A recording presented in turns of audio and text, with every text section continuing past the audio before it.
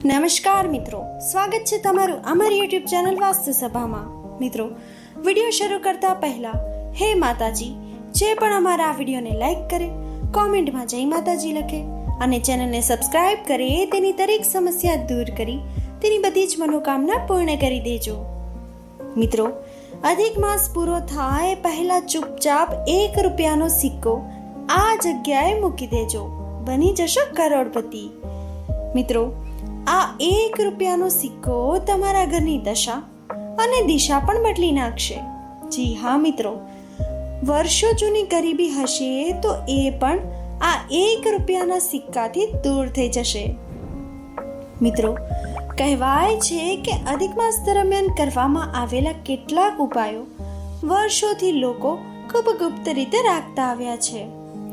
આજે પણ ઘણા ઘરોમાં વડીલો આ ઉપાય વિશે ખુલ્લે આમ વાત કરતા નથી, કારણ કે તેઓ માને છે કે કેટલીક માન્યતાઓનું ફળ ત્યારે જ મળે છે જ્યારે તેને શ્રદ્ધા અને વિશ્વાસ સાથે કરવામાં આવે. મિત્રો, અધિક માસ પૂરો થાય એ પહેલા ચૂપચાપ આ જગ્યાએ મૂકી દેજો ₹1નો સિક્કો. પછી ઘરમાં ધીમે ધીમે ધનના નવા રસ્તાઓ પણ ખુલવા લાગશે. ઘણા લોકો તો એવો પણ વિશ્વાસ રાખે છે કે આ નાનકડો ઉપાય ઘરની અટકેલી બરકતને ફરીથી જાગૃત કરી દેશે. મિત્રો, ₹1નો સિક્કો દેખાવમાં ભલે સામાન્ય લાગતો હોય, પરંતુ વર્ષોથી તેને શુભતા, સમૃદ્ધિ અને સકારાત્મક ઉર્જાનું પ્રતીક માનવામાં આવ્યું છે. આપણા વડીલો કહેતા હતા કે કેટલીક વસ્તુઓની કિંમત તેની કિંમતમાં નહીં, પરંતુ તેની પાછળ જોડાયેલા વિશ્વાસ અને શુભ ભાવનામાં હોય છે. અને કદાચ એ જ કારણ છે કે આજે પણ ઘણા લોકો આવા ઉપાયોને શ્રદ્ધાપૂર્વક અનુસરે છે. મિત્રો, પરંતુ અહીં સૌથી મોટો પ્રશ્ન તો એ આવે છે કે આખરે એવી કઈ ખાસ જગ્યા છે જ્યાં આ ₹1નો સિક્કો મૂકવાનું આટલું શુભ માનવામાં આવ્યું છે? શું ખરેખર તેના પાછળ કોઈ પ્રાચીન રહસ્ય છુપાયેલું છે? અને કેમ વર્ષોથી લોકો આ ઉપાયને ગુપ્ત રાખતા આવ્યા છે? મિત્રો, તો આજે હું તમને આ માન્યતા પાછળનું રહસ્ય અને એક એવી પ્રાચીન કથા જણાવવાની છું જેને સાંભળ્યા પછી કદાચ તમે પણ સમજી શકશો કે શા માટે આ નાનકડા સિક્કાને આટલું વિશેષ મહત્વ આપવામાં આવે છે. તો મિત્રો, આ વિડીયોને અંત સુધી જરૂરથી જોજો. મિત્રો, જેમ જેમ અધિક માસના દિવસો આગળ વધે છે તેમ તેમ ભક્તિ, જાપ, દાન અને સારા કર્મોનું મહત્વ પણ વધતું જાય છે. શાસ્ત્રોમાં અધિક માસને ભગવાન વિષ્ણુનો અતિ પ્રિય સમય માનવામાં આવ્યો છે. કહેવાય છે કે આ પવિત્ર સમયમાં કરવામાં આવેલી પ્રાર્થના અને શુભ સંકલ્પ માણસના જીવનમાં સકારાત્મક પરિવર્તન લાવવાની શક્તિ ધરાવે છે. મિત્રો, જૂના સમયમાં લોકો અધિક માસને માત્ર એક ધાર્મિક મહિનો જ નહીં, પરંતુ આત્મશુદ્ધિ અને જીવનમાં શુભતાનું સ્વાગત કરવાનો અવસર માનતા હતા. આ દરમિયાન લોકો પોતાના ઘરને સ્વચ્છ રાખતા, ભગવાનનું સ્મરણ કરતા અને એવી ઘણી પરંપરાઓનું પાલન કરતા જે ઘરની સુખ અને સમૃદ્ધિ સાથે જોડાયેલી હોય છે. મિત્રો, ખાસ કરીને ધન, અન્ન અને બરકત સાથે જોડાયેલી વસ્તુઓને આ સમયમાં ખૂબ પવિત્ર માનવામાં આવતી હતી. આપણા વડીલો માનતા હતા કે અધિક માસ પૂરો થાય એ પહેલા કેટલીક શુભ વસ્તુઓને યોગ્ય સ્થાન આપવાથી ઘરમાં સકારાત્મકતા અને શુભતાનું આગમન થઈ શકે છે. મિત્રો, કદાચ એ જ કારણ છે કે વર્ષોથી લોકો કેટલાક ખાસ ઉપાયો પેઢી દર પેઢી લોકોની વચ્ચે પ્રચલિત રહ્યા છે. પરંતુ મિત્રો, જીવનની વાસ્તવિકતા ઘણી વખત ખૂબ અલગ હોય છે. ઘણા લોકો દિવસ રાત મહેનત તો કરે છે, છતાં ઘરમાં પૈસા ટકતા નથી. કમાણી થાય છે, પરંતુ અચાનક ખર્ચાઓ બધું ખાઈ જાય છે. ઘણી વખત માણસ પોતાની સંપૂર્ણ શક્તિ લગાવી દે છે, છતાં આર્થિક પરિસ્થિતિમાં કોઈ ખાસ સુધારો જોવા મળતો નથી.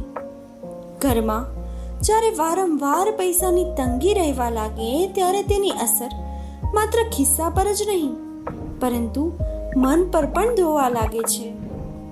મિત્રો, ધીમે ધીમે ચિંતા વધે છે, તણાવ વધે છે અને પરિવારના સભ્યો પણ અંદરથી દુઃખી થવા લાગે છે.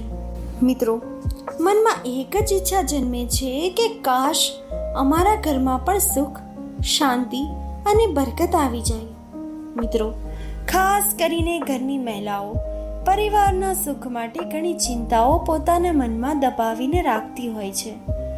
ઘણી વખત રાત્રે બધા સૂઈ જાય પછી તેઓ ભગવાન સામે બેસીને પોતાના પરિવારની ખુશી, સંતાનોના ભવિષ્ય અને ઘરની સમૃદ્ધિ માટે પ્રાર્થના કરતી હોય છે.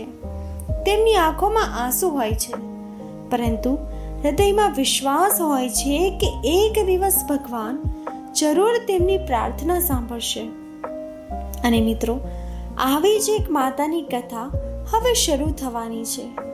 એક એવી માતાની જેના જીવનમાં દુઃખ તો ઘણું હતું, પરંતુ ભગવાન વિષ્ણુ પરનો વિશ્વાસ ક્યારે ઓછો થયો ન હતો.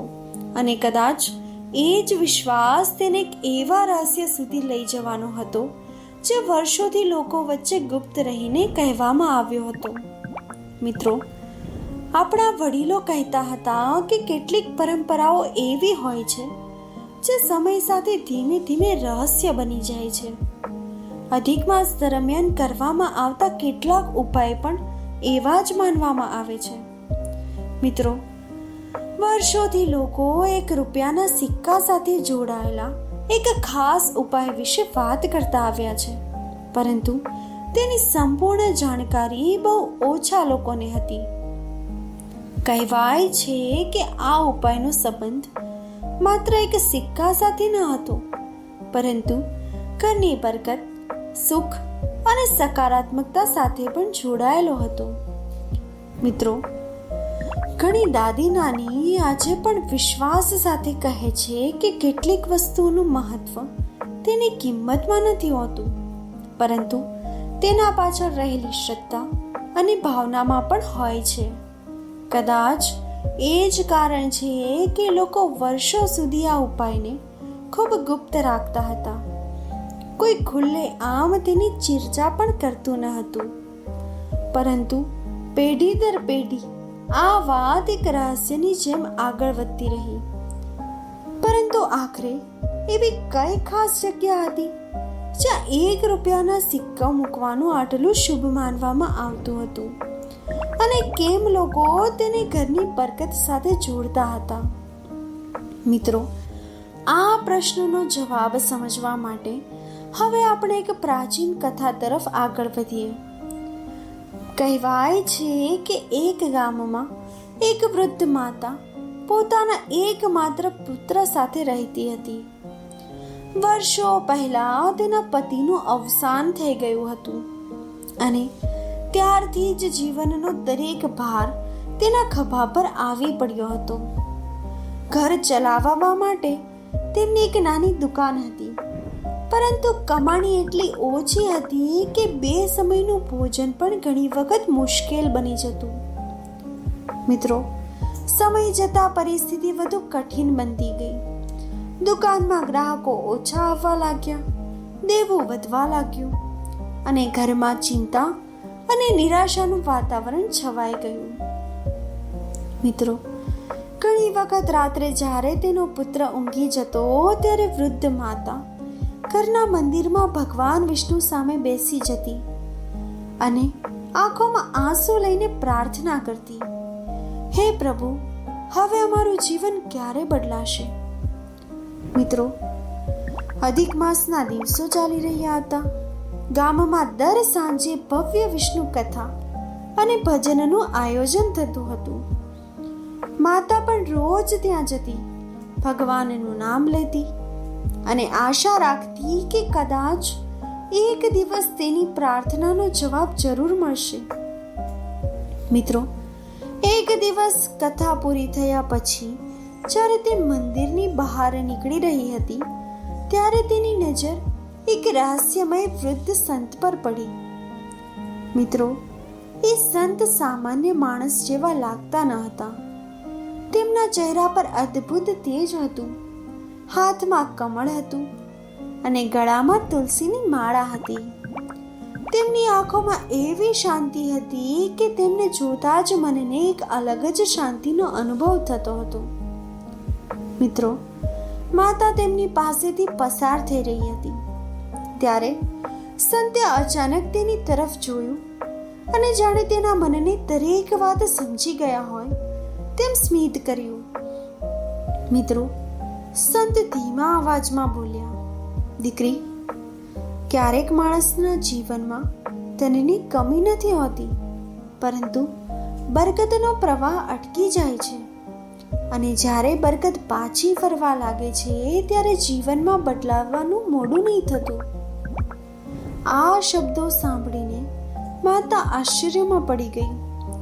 તેણે તો પોતાની મુશ્કેલીઓ વિશે કંઈ કહ્યું પણ ન હતું, છતાં પણ સંતે જાણે બધું જ જાણતા હોય એમ બધું જ કહી દીધું. મિત્રો, થોડા સમય પછી તે સંત ફરી બોલ્યા, અધિક માસ દરમિયાન 1 રૂપિયાના સિક્કા સાથે જોડાયેલો એક વિશેષ ઉપાય વર્ષોથી કરવામાં આવે છે. ઘણા લોકોએ તેને શ્રદ્ધાથી અપનાવ્યો છે અને તેને ઘરની શુભતા અને સકારાત્મકતા સાથે જોડવામાં આવ્યો છે. પરંતુ આ ઉપાયનું રહસ્ય માત્ર વસ્તુમાં નહીં, પરંતુ તેના વિશ્વાસમાં પણ છુપાયેલું છે. મિત્રો, હવે વૃદ્ધ માતાના મનમાં ઉત્સુકતા વધતી ગઈ. આખરે એવો કયો ઉપાય હતો? અને 1 રૂપિયાના સામાન્ય લાગતા સિક્કામાં એવું તો શું રહસ્ય છુપાયેલું હતું? તેને લાગ્યું કે કદાચ ભગવાને તેની પ્રાર્થનાનો જવાબ આ સંતના રૂપમાં મોકલ્યો છે. પરંતુ હજી સુધી સંતે ખાસ જગ્યા વિશે એક પણ શબ્દ કહ્યું ન હતું. મિત્રો, સંતના શબ્દો સાંભળીને વૃદ્ધ માતા ખૂબ ધ્યાનથી તેમની દરેક વાત સાંભળવા લાગી. સંત ધીમા અવાજમાં બોલ્યા, દીકરી, દરેક સિક્કો માત્ર પૈસા નથી. કેટલીક વસ્તુઓ એવી હોય છે જેની કિંમત તેના મૂલ્યથી નહીં, પરંતુ તેની સાથે જોડાયેલા વિશ્વાસ અને આશીર્વાદથી નક્કી થાય છે. મિત્રો, વર્ષો પહેલા આપણા વડીલો 1 રૂપિયાના સિક્કાને ખૂબ શુભ માનતા હતા. તેઓ માનતા હતા કે જ્યારે કોઈ વસ્તુને શ્રદ્ધા સાથે યોગ્ય સ્થાન આપવામાં આવે ત્યારે તે માત્ર એક વસ્તુ નથી રહેતી, પરંતુ શુભતાનું પ્રતીક બની જાય છે. મિત્રો, સંત થોડી ક્ષણો માટે મૌન રહ્યા અને પછી આગળ બોલ્યા, દીકરી, જૂના સમયમાં ઘણા લોકો આ 1 રૂપિયાના સિક્કાને એક ખાસ જગ્યાએ રાખતા હતા. તેઓ માનતા હતા કે તેનાથી ઘરમાં સકારાત્મકતા વધે છે અને નકારાત્મક વિચારો દૂર થાય છે અને ધીમે ધીમે બરકતના નવા રસ્તાઓ પણ ખુલવા લાગે છે. પરંતુ યાદ રાખજે કે કોઈ પણ ઉપાયનું સાચું ફળ વસ્તુમાં નહીં, પરંતુ તેની પાછળના વિશ્વાસમાં છુપાયેલું હોય છે. મિત્રો, હવે વૃદ્ધ માતાની ઉત્સુકતા ખૂબ વધી ગઈ હતી. તેના મનમાં વારંવાર એક જ પ્રશ્ન ફરી રહ્યો હતો કે આખરે એ ખાસ જગ્યા કઈ હતી અને કેમ વર્ષોથી લોકો આ નાનકડા સિક્કાને આટલું મહત્વ આપતા આવ્યા છે. મિત્રો, તેને લાગતું હતું કે હવે તેના જીવનમાં એક મોટા રહસ્ય પરથી પડદો ઉઠવાનો છે. મિત્રો, સંતે માતાના ચહેરા તરફ જોયું અને સ્મિત કરતા કહ્યું, દીકરી, જે વાત જાણવા માટે તો આટલા સમયથી આતુર છે, તો હવે એ વાત તું સાંભળ. વર્ષોથી લોકો જે ખાસ જગ્યા વિશે વાત કરતા આવ્યા છે તે ઘરની તિજોરી અથવા તો એવી જગ્યા છે જ્યાં પૈસા અને મહત્વની વસ્તુઓ રાખવામાં આવે છે. મિત્રો, આખરે સંતે રહસ્ય ખોલી દીધું. તેમણે જણાવ્યું કે અધિક માસ પૂરો થાય એ પહેલા 1 રૂપિયાનો સિક્કો લઈ તેને સ્વચ્છ લાલ કપડામાં બાંધવો. ત્યારબાદ ભગવાન વિષ્ણુ અને મા લક્ષ્મીનું સ્મરણ કરી શ્રદ્ધાપૂર્વક ઓમ શ્રી મહાલક્ષ્મી નમઃ, ઓમ શ્રી મહાલક્ષ્મી નમઃ આ મંત્રનો જાપ કરવો અને પછી એ સિક્કાને તિજોરી અથવા તો પૈસા રાખવાની જગ્યાએ રાખી દેવો. મિત્રો, સંતે આગળ જણાવ્યું કે આ ઉપાયનો અર્થ કોઈ જાદુ કે ચમત્કાર નથી. આ તો એક પ્રતીક છે. લાલ કપડું શુભતા અને સકારાત્મકતાનું પ્રતીક માનવામાં આવે છે, જ્યારે સિક્કો પરિશ્રમ અને ધનની કદરનું પ્રતીક છે. જ્યારે માણસ ભગવાનનું સ્મરણ કરીને આ કાર્ય કરે છે ત્યારે તેના મનમાં વિશ્વાસ અને સકારાત્મકતા જન્મે છે અને એક જ ભાવ ધીમે ધીમે જીવનમાં શુભ પરિવર્તન લાવવાનું કામ કરે છે. પછી સંતે માતાને કહ્યું, દીકરી, લોકો જ્યારે કરોડપતિ બનવાની વાત કરે છે ત્યારે તેનો અર્થ માત્ર અઢળક પૈસા નથી હોતો. સાચો અર્થ તો એ છે કે ઘરમાં બરકત રહે, પૈસા ટકે, પરિવાર ખુશ રહે અને જીવનમાં શાંતિ અને સંતોષ વધે. કારણ કે જ્યાં બરકત હોય છે ત્યાં ધીમે ધીમે સુખના દરવાજા પોતે જ ખુલવા લાગે છે. મિત્રો, સંતની વાત સાંભળીને વૃદ્ધ માતાની આંખોમાં આશાના કિરણો ફરી ઝળહળ્યા. તેને લાગ્યું કે કદાચ ભગવાને તેની પ્રાર્થના સાંભળી લીધી છે, પરંતુ તેને હજુ ખબર ન હતી કે આ નાનકડો ઉપાય અને તેના પાછળનો વિશ્વાસ તેના જીવનમાં કેટલો મોટો બદલાવ લાવવાનો હતો. મિત્રો, વૃદ્ધ સંતની વાત સાંભળ્યા પછી માતા મનમાં એક નવી આશા જન્મે છે. ઘણા સમય પછી તેને લાગ્યું કે કદાચ ભગવાને તેની પ્રાર્થના સાંભળી લીધી છે. તેણે સંપૂર્ણ શ્રદ્ધા સાથે સંતે બતાવેલો ઉપાય કર્યો. ભગવાન વિષ્ણુ અને મા લક્ષ્મીનું સ્મરણ કર્યું અને પોતાના પરિવારના સુખ માટે પ્રાર્થના કરી. ત્યારબાદ તે ફરીથી પોતાના રોજિંદા જીવનમાં લાગી ગઈ. મિત્રો, શરૂઆતમાં તો કોઈ મોટો ફેરફાર દેખાયો નહીં, પરંતુ જેમ જેમ દિવસો પસાર થતા ગયા તેમ તેમ ધીમે ધીમે પરિસ્થિતિ પણ બદલાવા લાગી. જે દુકાનમાં પહેલા આખો દિવસ વેચ્યા વગર બહુ ઓછા લોકો આવતા હતા, ત્યાં હવે લોકોની અવરજવર વધવા લાગી. માતા અને તેના પુત્ર વચ્ચે વધુ ઉત્સાહ સાથે કામ કરવા લાગ્યા. મિત્રો, થોડા મહિનામાં જ તેમની કમાણી પહેલા કરતાં ખૂબ સારી થવા લાગી.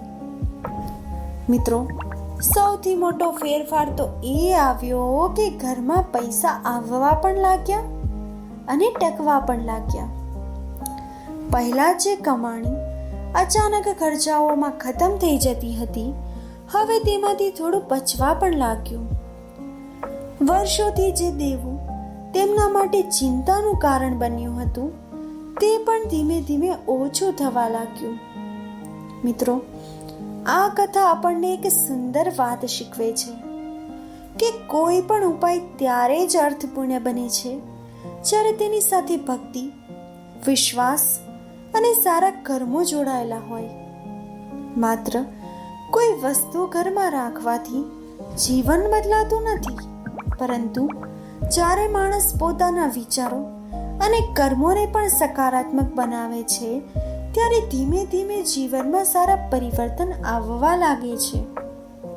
મિત્રો, જો તમે પણ આ માન્યતાને અનુસરવા માંગતા હો તો 1 રૂપિયાના સિક્કાને હંમેશા શ્રદ્ધા અને સન્માન સાથે સાચવીને રાખો. ઘરને સ્વચ્છ અને સકારાત્મક રાખો, કારણ કે સ્વચ્છતા અને સકારાત્મકતા હંમેશા શુભતાને આમંત્રિત કરતી હોય છે. મિત્રો, સાચી સમૃદ્ધિ માત્ર તિજોરીમાં ભરાયેલા પૈસા નથી હોતી. સાચી સમૃદ્ધિ ત્યારે આવે છે જ્યારે ઘરમાં શાંતિ હોય, પરિવારના સભ્યો વચ્ચે પ્રેમ હોય, મનમાં ભગવાન પ્રત્યે વિશ્વાસ હોય અને જીવનમાં સંતોષ હોય. અને જ્યાં બધું જ હોય ત્યાં બરકત પણ ધીમે ધીમે પોતે જ આવવા લાગે છે. મિત્રો, જીવનમાં ક્યારેક મુશ્કેલીઓ જરૂર આવે છે. ઘણી વખત એવું લાગે છે કે જાણે અંધકાર ક્યારેય દૂર નહીં થાય. પરંતુ યાદ રાખજો કે ભગવાન પર વિશ્વાસ રાખનાર વ્યક્તિ ક્યારે એકલો નથી હોતો. યોગ્ય સમય આવે ત્યારે ભગવાન કોઈને કોઈ રૂપમાં તમને માર્ગ જરૂરથી બતાવે છે. બસ જરૂર છે તો ધીરજ, શ્રદ્ધા અને સારા કર્મોની. જો તમે પણ ભગવાન વિષ્ણુની કૃપામાં વિશ્વાસ રાખતા હો તો મિત્રો, કોમેન્ટ બોક્સમાં જય શ્રી વિષ્ણુ જરૂરથી લખજો. મિત્રો, જો તમને વિડીયો ગમ્યો હોય તો વિડીયોને લાઈક, શેર અને અમારી આ વાસ્તુસભા ચેનલને સબસ્ક્રાઇબ જરૂરથી કરજો. ભગવાન વિષ્ણુ તમારા અને તમારા સમગ્ર પરિવાર પર હંમેશા સુખ, શાંતિ, સમૃદ્ધિ, સારા સ્વાસ્થ્ય અને અખૂટ બરકત વરસાવતા રહે એવી મારી હાર્દિક પ્રાર્થના. ધન્યવાદ.